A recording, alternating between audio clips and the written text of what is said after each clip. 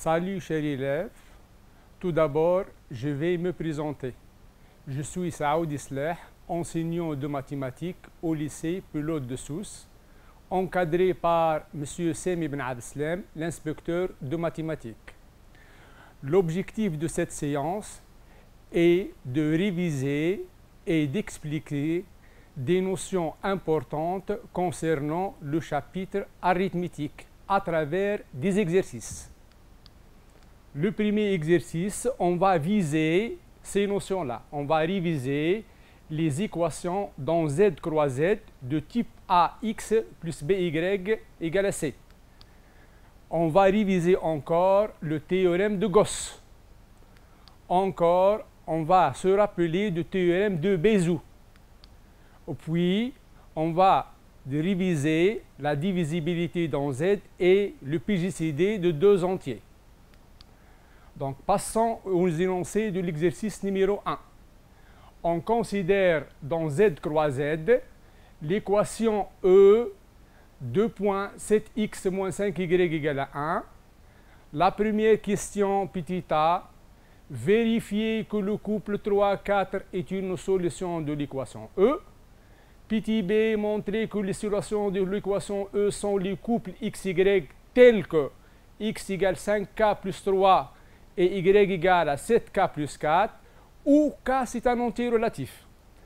La deuxième question, c'est une application de la première question. Une boîte contient 25 jetons, des rouges, des verts et des blancs. Sur les 25 jetons, il y a x rouge, c'est une inconnue, et y jetons vert, sachant que le nombre de jetons rouges x et le nombre de jetons verts y vérifient cette équation-là, 7x moins 5y égale 1. La question, quels peuvent être le nombre de jetons rouges, verts et blancs? Voilà.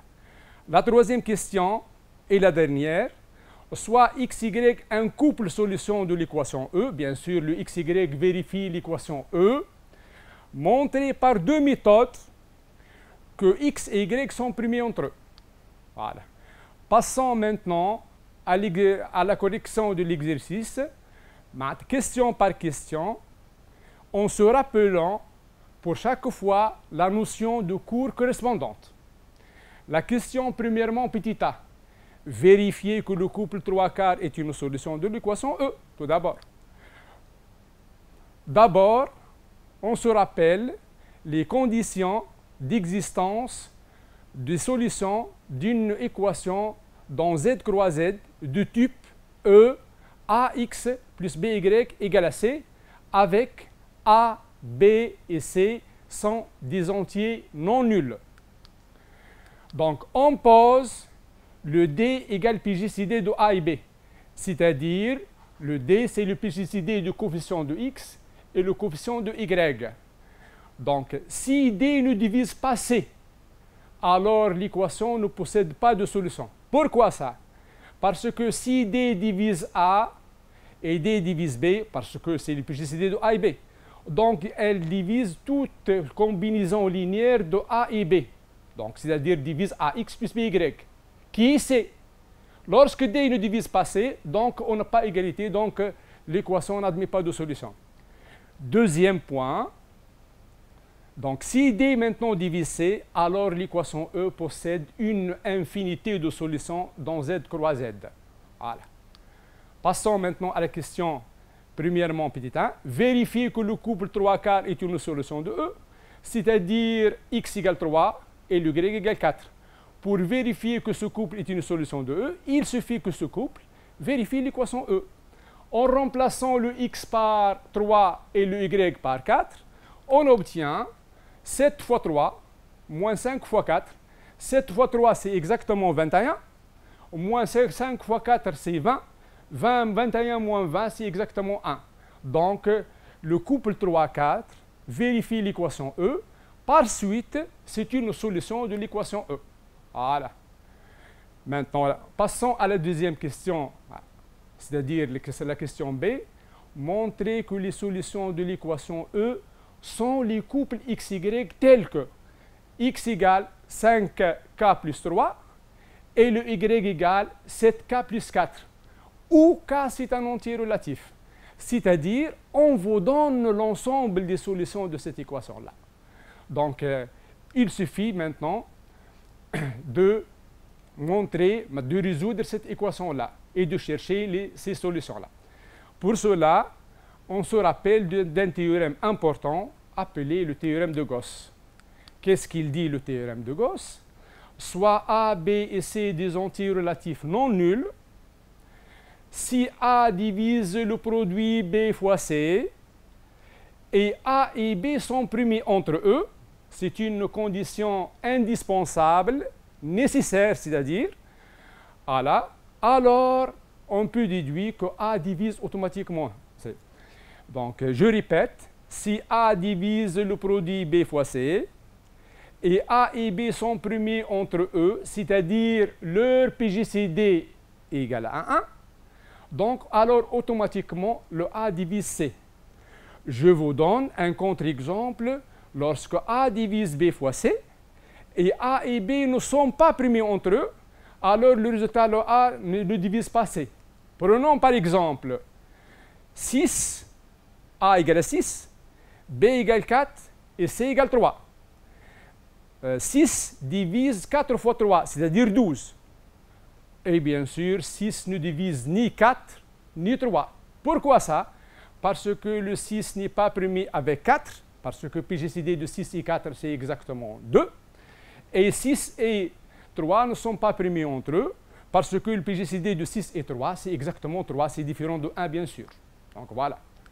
On va passer maintenant à la résolution de l'équation E, et on va montrer que les solutions de l'équation E s'écrivent sous la forme 5k plus 3 et y s'écrit 7k plus 4 où k est un entier relatif. Donc, le premier sens, si x est une solution de E, on va montrer que le x s'écrit sous la forme 5k plus 3 et le y s'écrit 7k plus 4. Donc, si xy est une solution de E, donc 7x moins 5y égale à 1, c'est-à-dire le couple xy vérifie l'équation E, d'où 7x moins 5y égale à 7 fois 3 moins 5 fois 4. J'ai exploité le fait que le couple 3, 4 est une solution de l'équation E, donc j'ai remplacé le 1 par 7 fois 3 moins 5 fois 4. Donc par suite, 7x moins 7 fois 3 égale 5y moins 5 fois 4. Si je mets ici le 7 en facteur, on aura 7 facteur de x moins 3 égale à 5 fois y moins 4. Qu'est-ce que ça veut dire ça? C'est-à-dire le 5 divise ce produit-là. C'est 7 fois x moins 3. Bien sûr, celui-ci, c'est exactement Gauss. 5 divise 7 facteur de x moins 3. Et le 5 et le 7 sont primés entre eux. Voilà. Or, 5 et 7 sont primés entre eux. Donc, d'après le théorème de Gauss, voilà, et 5 divise x moins 3. Qu'est-ce que ça veut dire 5 divise moins 3? C'est-à-dire il va exister un entier relatif k tel que x moins 3 égale à 5k. Et par suite, x égale à 5k plus 3, bien sûr avec k, c'est un entier relatif. Maintenant, on va chercher le y, bien sûr. Comme 7 facteur de x moins 3 égale à 5 facteur de y moins 4, et on a déjà prouvé que x moins 3 s'écrit sous la forme 5k. Donc, en remplaçant le x moins 3 par 5k, on aura y moins 4. Ça sera 7 facteur de 5 moins k égale à 5 facteur de y moins 4. Par suite, en simplifiant par 5, donc on aura y moins 4 égale à 7k. Par suite, le y, ça sera 7k plus 4. Donc, qu'est-ce qu'on a montré? On a montré ce sens-là. On a montré si xy est une solution de E, alors on a nécessairement le x s'écrit 7k plus 3 et le y s'écrit 7k plus 4. La question qui se pose maintenant, est-ce que tout couple xy de la forme 5k plus 3 et y égale 7k plus 4 est une solution de l'équation E? Donc, pour répondre à cette question-là, on va vérifier. Si x, y égale 5k plus 3 et y égale 7k plus 4, je remplace le x par 5k plus 3 et le y par 7k plus 4. on aura 7 facteurs 5k plus 3 moins 5 facteurs 7k plus 4. Ça sera exactement égal 35k plus 21 moins 35k moins 20. Ça sera 21 moins 20, ça sera automatiquement 1. Qu'est-ce que j'ai montré? J'ai montré que tout couple de la forme 5k plus 3, 7k plus 4 vérifie l'équation E. Par suite, c'est une solution de l'équation E. Conclusion, j'ai montré les deux sens. C'est-à-dire, j'ai montré que x, y est une solution de E. Si et seulement si, le x égale à 5k plus 3 et le y égale à 7k plus 4 avec k varie dans z. La conclusion finale, l'ensemble des solutions dans z croix z, c'est exactement l'ensemble de tous les couples de la forme 5k plus 3 et 7k plus 4 avec k varie dans z. Si tu remplaces le k par 0, tu auras une solution, 3, 4. Si tu remplaces le k par 1, tu auras une autre solution, par exemple 8 et 11. Si tu remplaces le k par moins 1, tu auras la solution moins 2 et moins 3, c'est une solution. Si tu remplaces le k par un entier relatif, tu auras une solution. Donc vous avez au total une infinité de solutions. Passons maintenant à la deuxième question. Une boîte contient 25 jetons, des rouges, des verts et des blancs. C'est-à-dire, le nombre de jetons rouges est inconnu, le nombre de jetons verts est inconnu, encore le nombre de jetons blancs est inconnu. Sur les 5 jetons, voilà, il y a x jetons rouges, y jetons verts, sachant que 7x moins 5y exactement égal à 1. C'est-à-dire, on vous donne une relation entre le nombre de jetons rouges et le nombre de jetons verts. Qu'est-ce que ça veut dire 7x moins 5y égale 1? C'est-à-dire, le couple xy vérifie l'équation précédente, c'est l'équation E. Et on sait bien que x et y s'écrivent sous la forme quoi? Sous la forme 5k plus 3. Et le y s'écrit 5k plus 4. Donc la seule modification est le k appartient à n. Pourquoi k appartient à n? Parce que le nombre de jetons, c'est positif. Voilà, donc il ne peut pas être négatif, bien sûr. Donc le k appartient à n, tout simplement. Donc maintenant, on va chercher le nombre de jetons rouges, le nombre de jetons blancs et le nombre de jetons verts.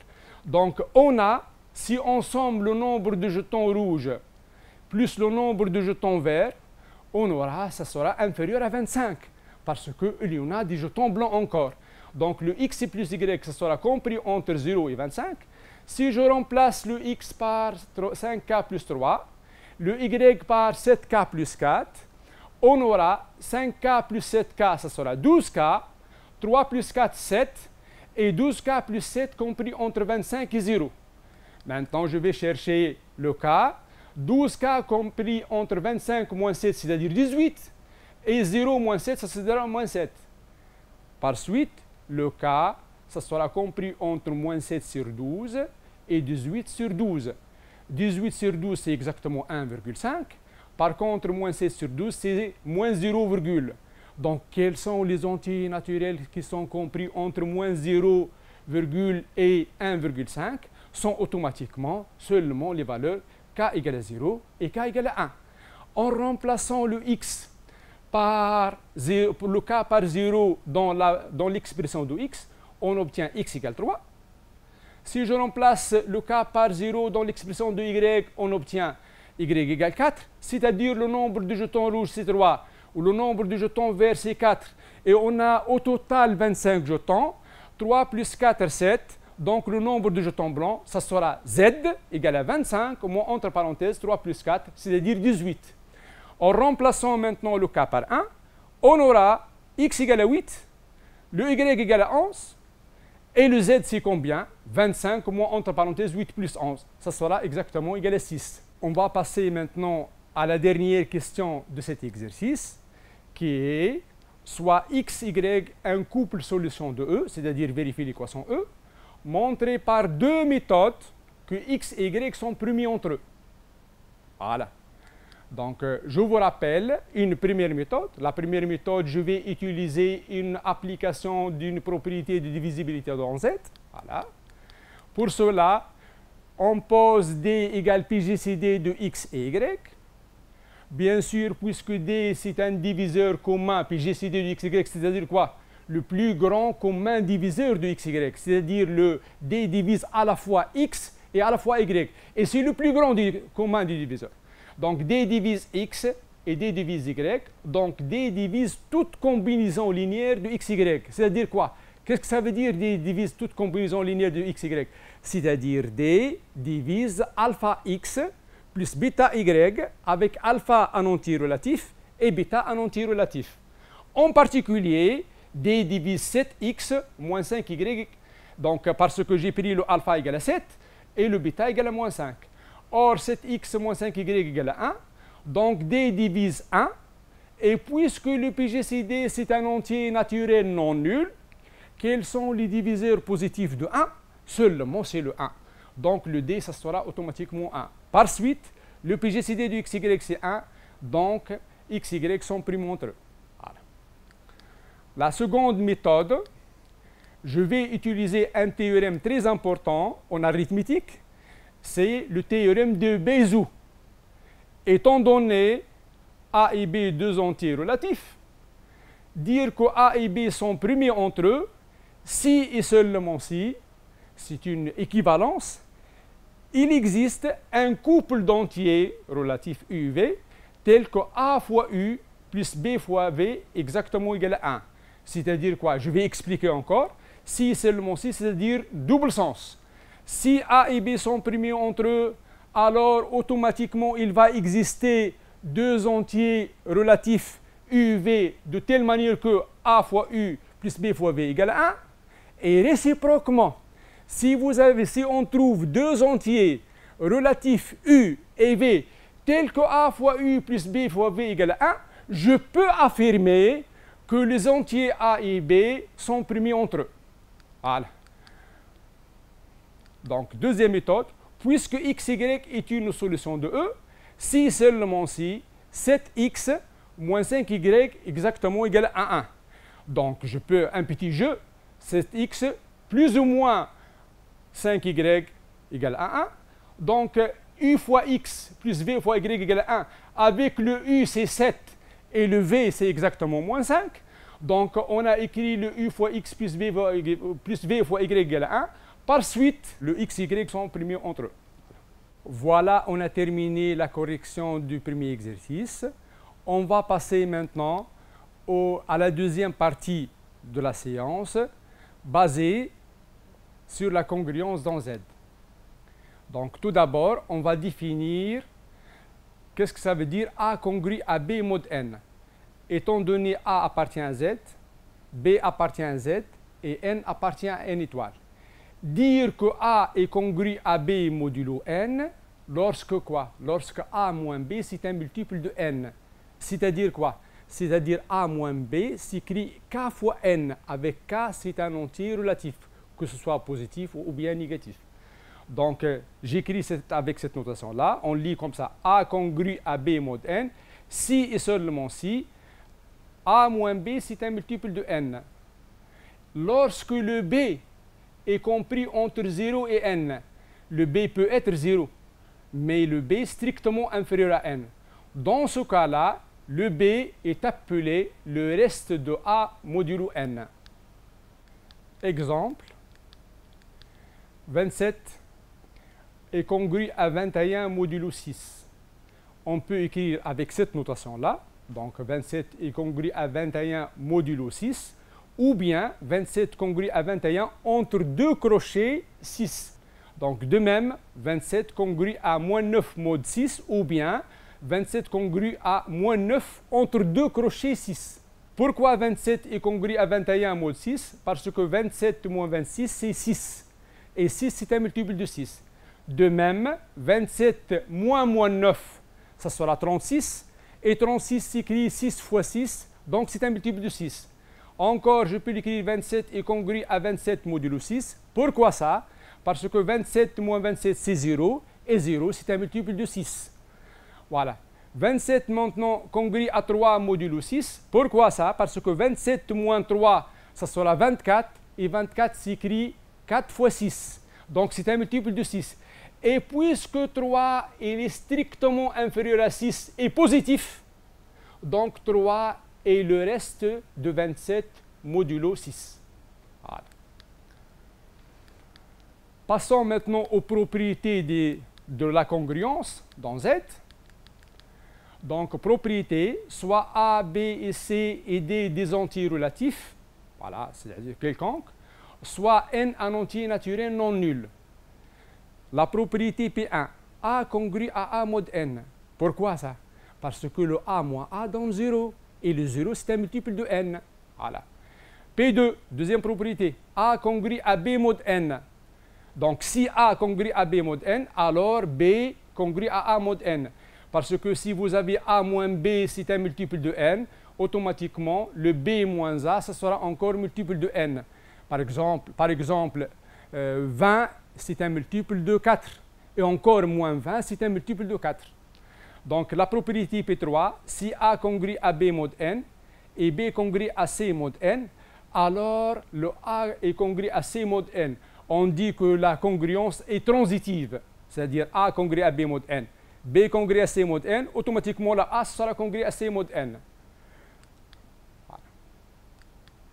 La propriété 4 maintenant, voilà, P4, si A est congru à B mod N et vous avez et P appartient à N, alors une puissance de A, ça sera congru à une puissance de B mod N. C'est-à-dire A puissance P, ça sera congru à B puissance P modulo N. Passons maintenant à la cinquième propriété. Voilà.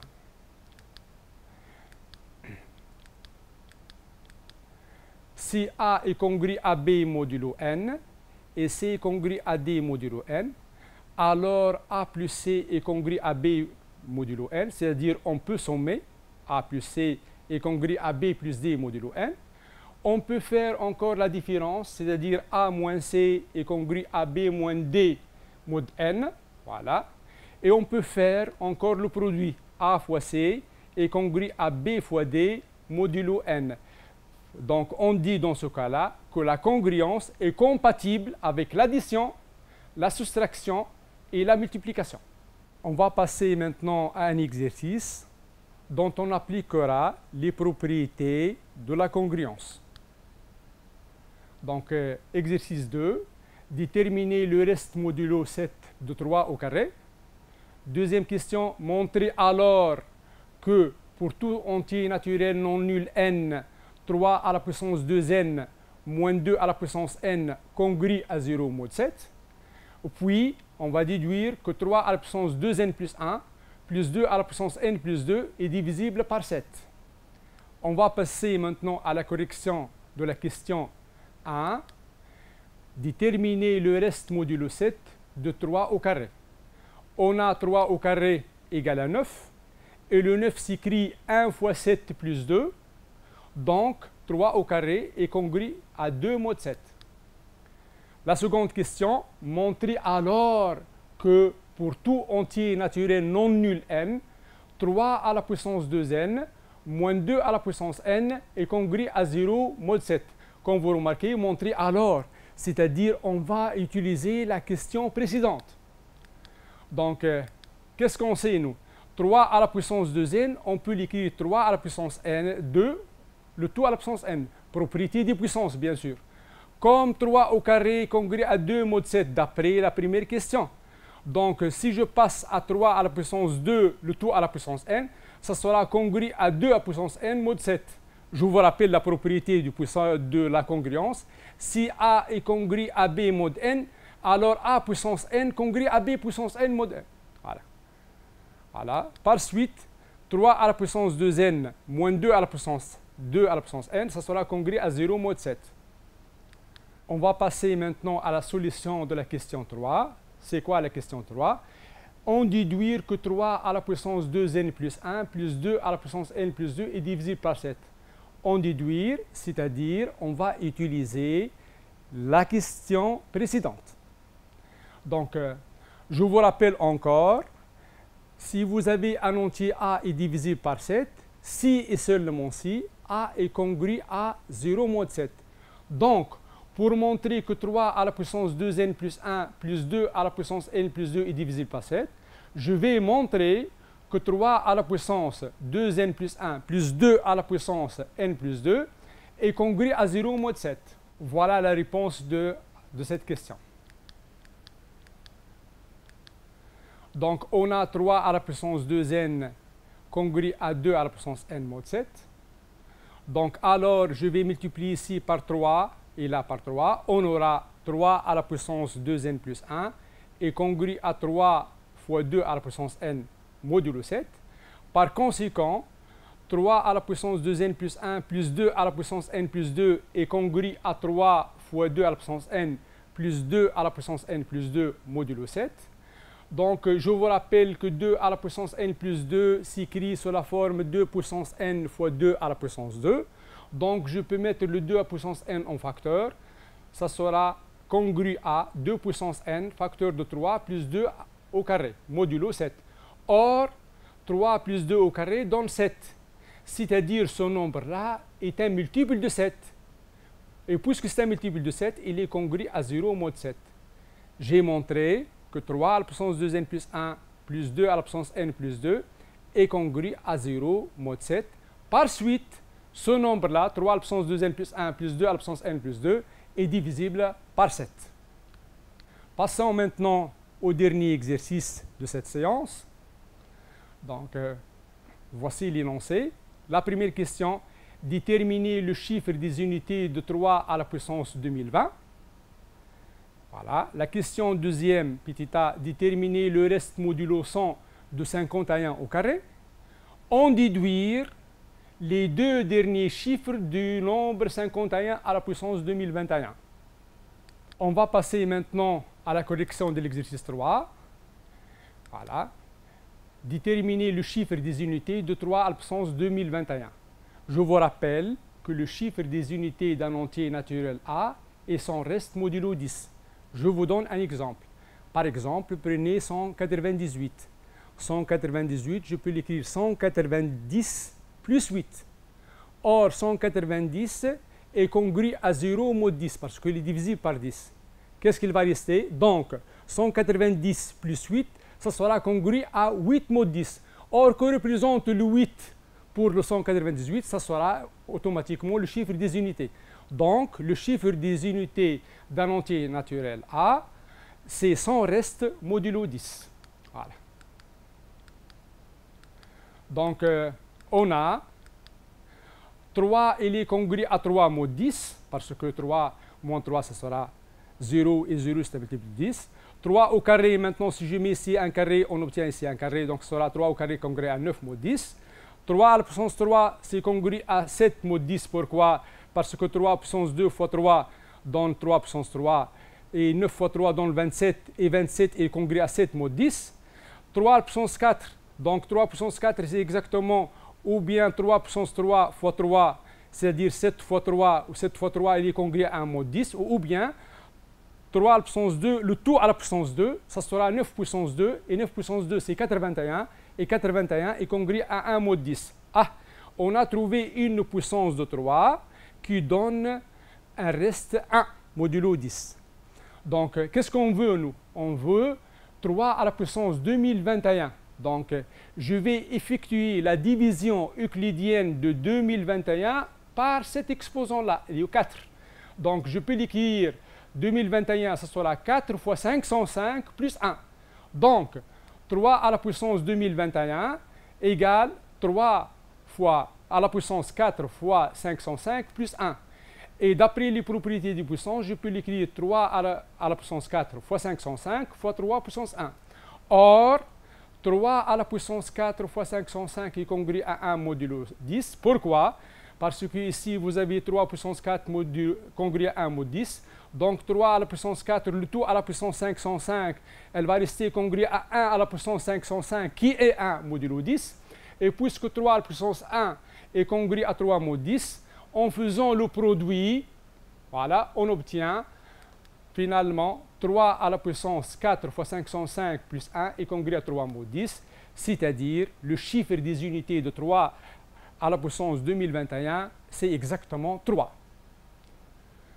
Voilà. Maintenant, on va passer à la seconde question, petit a. déterminer le reste modulo 100 de 51 au carré. Voilà.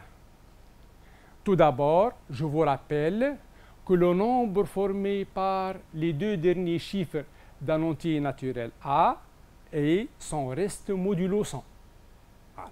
C'est-à-dire, pour chercher le nombre formé par les deux derniers chiffres d'un entier naturel A, il suffit de chercher le nombre, le reste modulo 100 de ce nombre A. Je vous donne un exemple.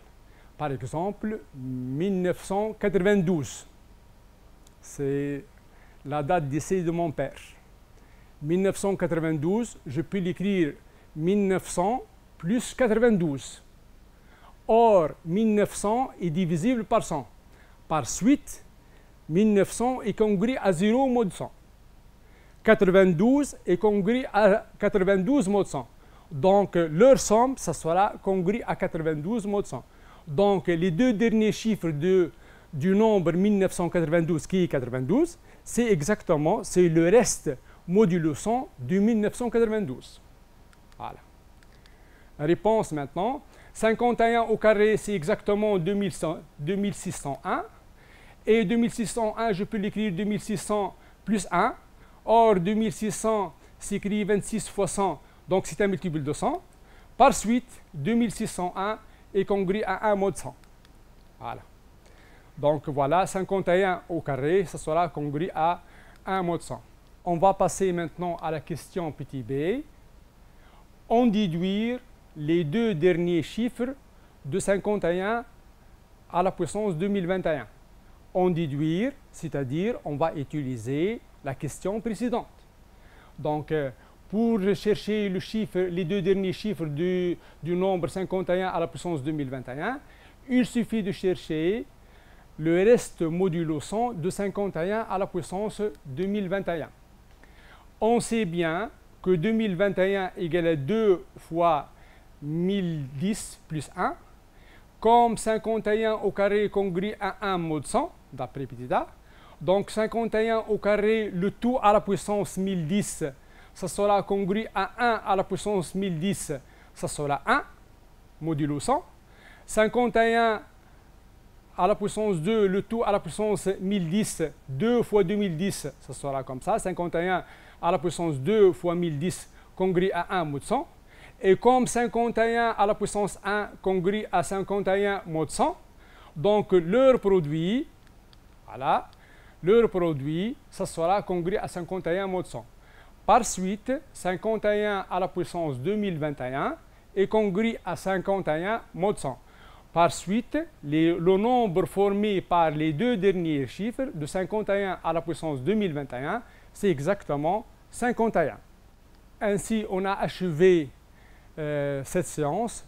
J'espère que ces objectifs sont atteints. Merci pour votre attention et bonne réussite.